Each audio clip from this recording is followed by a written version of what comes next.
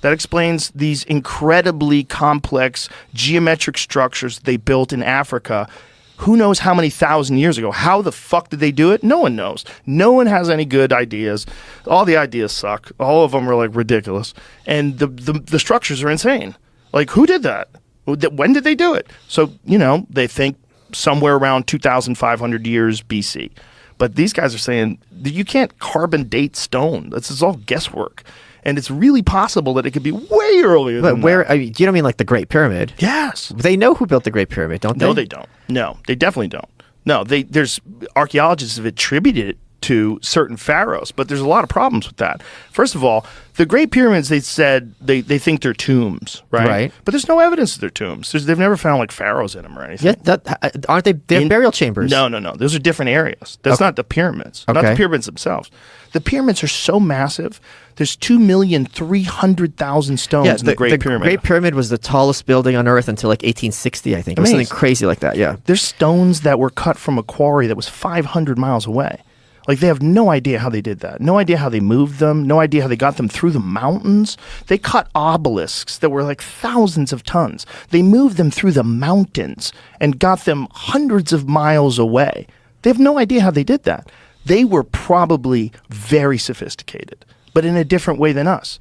They probably had technology that we haven't figured out yet, because we went to combustion engines and electricity, and that's how we figured out how to use human creativity and constantly innovating, and we created technology that went in this way. But it's really possible that another culture 20,000 years ago or whatever had figured out a way to innovate the way we have with combustion engines and electronics, but in a completely different way. I don't know what they would use. I don't know how they did it. But if you imagine human beings going from the Roman Empire 2,000 years ago to what we enjoy today, that's a tiny blip in time when you're talking about 20,000, 30,000 years. If these people figured out some form of technology that we still haven't figured out yet, it's totally possible that that could be the case. And if that's the case, they got hit. They got boom, comets slammed into the earth. A giant percentage of the population died. The people that survived clawed and scraped for generations, and they lived like barbarians, and they forgot everything. And then they rebuilt or moved into the pyramids, or like to claimed your point, it as their own. the Sphinx, which is obviously one of the most amazing structures of the ancient world, the Egyptians don't talk about it. Like it's just there, and they don't know when it was built or why. And it's just odd that you imagine talking about New York and never mentioning the Statue of Liberty in your literature. Like, it doesn't make sense. So that I know they don't have any kind of good explanation for. Well, I know. I'm glad you brought that up. And it was buried for a long time. The Sphinx was not buried for a long time. It was buried up to its neck. Yeah. The Sphinx also has an African face, and it's smaller than the shape of the rest of the body. It's like not in proportion, and it's much newer. Like, it doesn't have the erosion. So they think that during the time when the pharaohs ran Egypt, that they might have redone that in the shape of, I forget which pharaoh they're attributed to, but there's some controversy about that. But here's why it's interesting that you brought up the Sphinx, because the temple of the Sphinx is the best evidence that it's older than people think it is. Because the temple of the Sphinx is a guy named Dr. Robert Schoch. What do you mean the temple of the Sphinx? The temple that's around the Sphinx. Like the area where the Sphinx is carved out of. So the stones that they cut out of this area to make this, like, this ground, this like flat wall that has a bunch of different kinds of stone in it, and some of it is more dense and harder, and the other stuff is more porous, and it gets eroded quicker. So there's all this evidence of thousands of years of rainfall on these walls. And there's a guy named Dr. Robert Schoch, who's a geologist from Boston University. And he measured it, and he went there and like looked at it and examined it just from terms of, like, as a geologist, not as a historian, because it fucks with the timeline. Because the last time there was rain in the Nile Valley was like 9,000 years ago. So it had to be thousands of years older than that, because it has erosion from thousands of years of rainfall. Because the Nile Valley used to be, that's what it was when they first found it, right? When they had to, that was like in the olden days. But look how small the face is in compared to the rest of the body. They think it might have actually been a lion originally, and one of the pharaohs decided to have his own face. face. Okay, that's why the face is noticeably less eroded than the rest of it. But you see the walls on the outside. Yeah. See, that's the temple. I see what and you're saying. those lines, those fissures.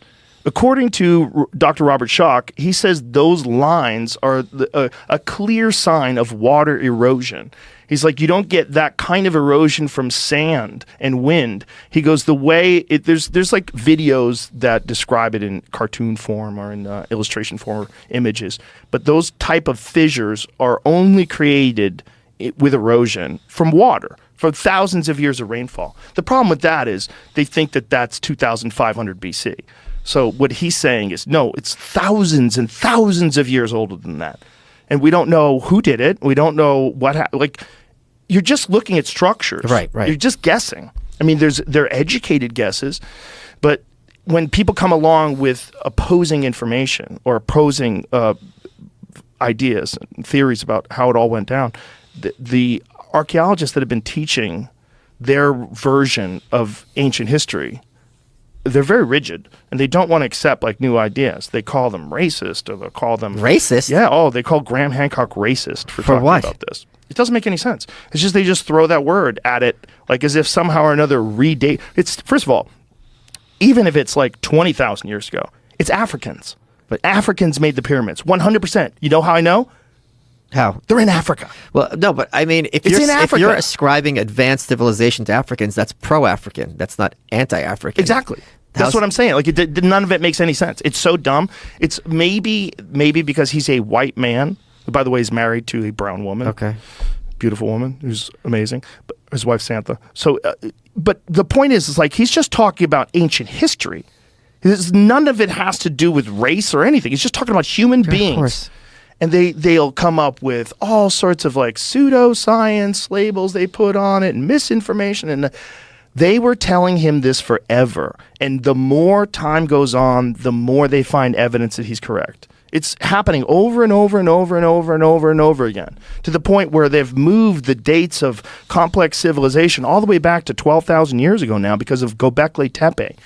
When they first found these fissures in the Temple of the Sphinx, they were like, there's no way, there's no evidence of any culture that existed that was sophisticated that long ago. Where's the culture? Where's the evidence? Well, now they have evidence.